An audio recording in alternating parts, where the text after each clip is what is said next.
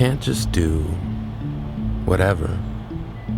The words stumbled out of you like a drunk leaving a bar looking for a fresh new last call. You are not a man of words, but did your best to offer advice you offered me. You can't just do whatever. And I know what you meant. You meant that whatever I choose to do, I must not be aimless. I must not simply spin this globe and go wherever I stick my finger, because 71% of the time I will end up in the ocean. And if I do end up in the ocean, I can't just do whatever. I better learn to swim. You can't just do whatever.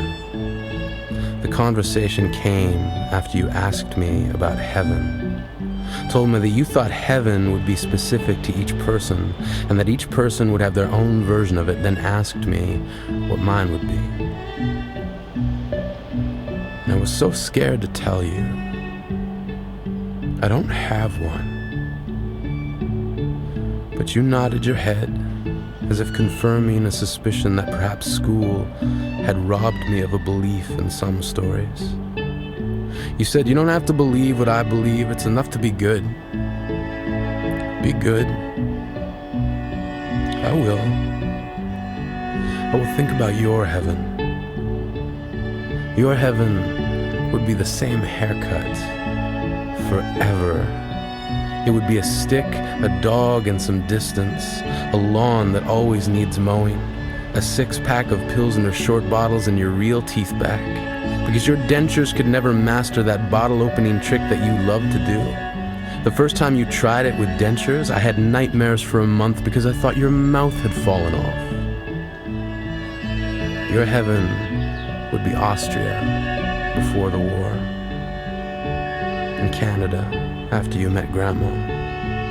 It would be head cheese sandwiches and blood sausage, other deli meats that would ensure you would never ever have to entertain dinner guests, and I would never be in danger of having my lunch stolen. Your heaven would be a stash of raisins and problems that you could fix with your hands.